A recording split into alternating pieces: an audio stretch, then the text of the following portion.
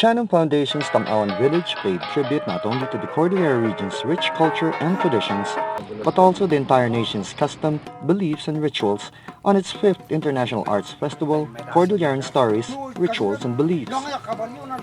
The 5th Tam-awan International Arts Festival, which opened May 7, held workshops inside the village which include mask making, watercolor and coffee painting, monoprint design, bamboo carving, god-eye weaving, and solar drawing instructional sessions for over 400 children and teachers from all over the Cordillera region. A nude sketching session for visiting artists, flute tutorials, a living artwork activity, and a film showing of Jim Leviron's documentary on Mangosan also took place during the festival, while a weaving exhibition was ongoing at the Dukligan Hut. The festival proper meanwhile kicked off with the Senga, a ritual from the mountain province to appease Kabunyan, the highland god. Senga, according to elders, is done during joyous occasions such as weddings and even during sudden onset of ailments or deaths in the community. A tree planting activity led by guests from the NCCA, South African Ambassador Agnes Nimande Pitso, U.S. Embassy Cultural Affairs Officer Kristen Needler, city officials, and Chanam Foundation officers, followed by a Kapian formally opened the festival. Needler spoke on U.S.-Filipino ties entitled Heritage Conservation Projects in the Philippines, followed by South African Ambassador Agnes Niamande Pitsu sharing her country's rituals and beliefs, followed by a talk by Attorney Alfonso Arroco of Kabayan, also in Benguet, on the art of science of the Ibaloy oral tradition. Engineer Orlando Abignon of the National Museum recounted the journey of Benguet's greatest hunter-warrior in his talk, Saga of Papuano, the Mummy.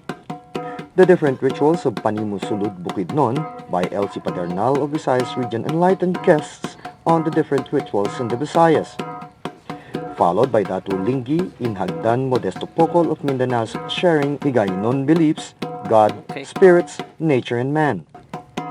Padernal with Visayan elders performed the Panimu ritual, while Pocol also performed the Panulakon ritual with the respective elders from Mindanao.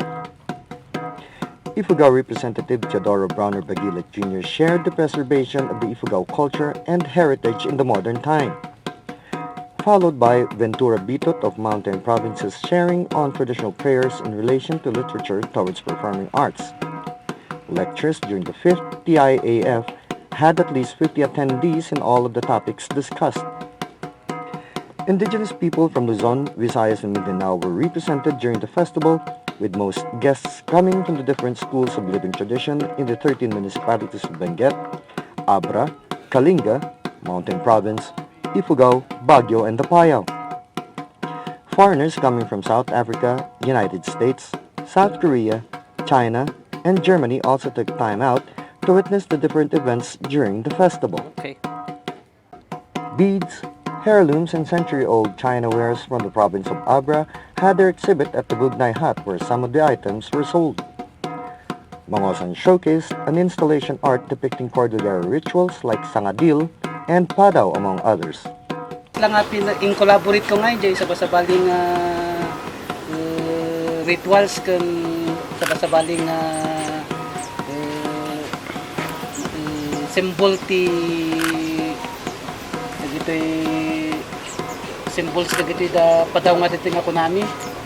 So ti padaw isu dito ko at ikargami ti di bungo ti ko animals nga adati may sakayo nga maikargaan da. So dito may nga panti padaw. May samad diti mat bibi nga may sama bibi diti panti ko di at makargan ti original na pine tree nga bawal mo tiag po kanon ti pine tree so nga ni kargan diti kawayan as isu lang ti mga represent di bibi nga kunami.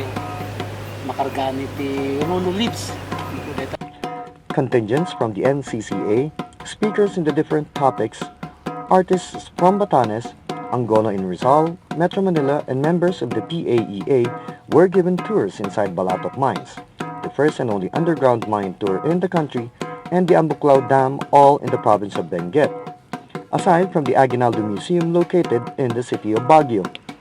The festival also featured Ayala Museum's Kisame exhibit, Visions of Heaven on Earth, with curator Olan de la Cruz.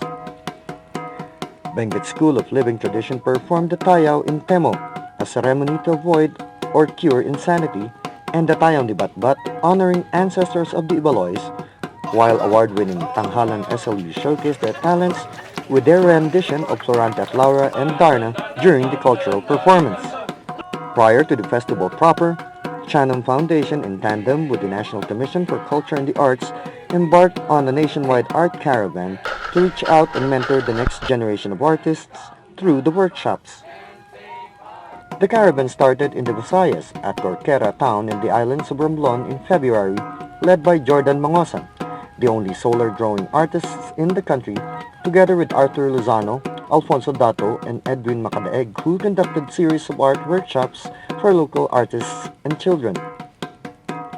In the 5-day art workshop in Cordilleran, 100 youths from the elementary and high school levels were taught art, livelihood, and the importance of galleries, batting to inspire and push into action young artists to display and market their works. Mangosan started off with a solar drawing workshop, while Lozano demonstrated monoprint design on t-shirts, combining artistic designs as a livelihood for the young artists, while Dato lectured on color combination and design. The TBA artists also traveled to Mindanao to give 50 hand-picked youths from Jimenez Town in Misamis Occidental a glimpse of how art can become a catalyst for change. Okay. With its rich beaches, TBA artist Macadaeg showed how to use the lowly sand as an art material, utilizing the area's rich resources, and showing artistic expression need not be expensive. Mangosan, Lozano, and Dato also demonstrated their signature solar drawing and monoprint design, further piquing the interests of the youth, drumbeating the importance of art in their daily lives. The week-long successful staging of the 5th Tam-awan International Arts Festival came to a close with the Pamakan, a Benguet ritual giving thanks for a healthy and productive festivity. Ritual iti blessing iti kabunyan. So ije ko natin yung igurot iso ko na dang pamakan ni kabunyan. Ipinakan to iti agsapa nga mga blessing dito foundation. So ije apostolism ni kabunyan. So pati da kabigat da suyan da lumawig da kalan. Ije limang lalaki nga nagan ti apostol ti kabunyan ni.